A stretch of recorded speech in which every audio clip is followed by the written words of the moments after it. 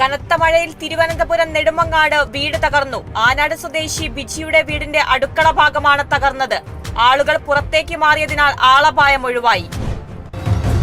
മഴ കനത്തതോടെ Thrissur Manalur panchayat office canteen പുറകുവശത്തെ മാവ് അപകട ഭീഷണിയാകുന്നു. പഞ്ചായത്തിലേക്ക് വിവിധ ആവശ്യങ്ങൾക്ക് എത്തുന്നവർ ഭീതിയിലാണ്. മാവ് മുറിച്ചുമാറ്റാൻ പഞ്ചായത്ത് കമ്മിറ്റിയിൽ തീരുമാനമായെങ്കിലും കരാർ ഏറ്റെടുക്കാൻ ആരും എത്തിയിട്ടില്ല.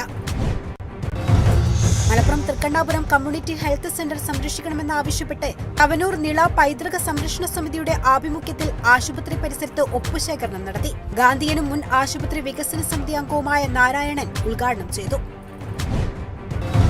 ദേശീയപാത നിർമ്മാണത്തിന്റെ ഭാഗമായി തകർന്ന റോഡ് ഗതാഗത യോഗ്യമാക്കണമെന്നാവശ്യപ്പെട്ട് തൃശൂർ കൊടുങ്ങല്ലൂരിൽ ഡിവൈഎഫ്ഐ പ്രതിഷേധം. ചന്തപ്പുര ബൈപ്പാസിൽ നടന്ന പരിപാടി CPIM Kodungallur area secretary KR Jaithran ഉദ്ഘാടനം ചെയ്തു. തിരുവനന്തപുരം നെടുമങ്ങാട് ബ്ലോക്ക് കോൺഗ്രസ് കമ്മിറ്റിയുടെ നേതൃത്വത്തിൽ കൂട്ട സത്യാഗ്രഹം സംഘടിപ്പിച്ചു. വികസന മുരടിപ്പിനെതിരെയും ഭരണസ്തംഭനത്തിനെതിരെയുമാണ് പ്രതിഷേധം. AICC secretary Roji M John MLA സത്യാഗ്രഹ സമരം ഉദ്ഘാടനം ചെയ്തു. കൊല്ലം കടയ്ക്കലിൽ 52കാരനെ വീടിനു മുന്നിൽ മരിച്ച നിലയിൽ. മറുപുറംകുന്നിൽ ബൈജുവാണ് മരിച്ചത്. മൃതദേഹത്തിന് ഒരാഴ്ചയിൽ കൂടുതൽ പഴക്കമുണ്ട്. ഒരു കൈ വേർപെട്ട നിലയിലാണ്. അസ്വാഭാവിക മരണത്തിന് കേസെടുത്ത് കടയ്ക്കൽ പോലീസ്.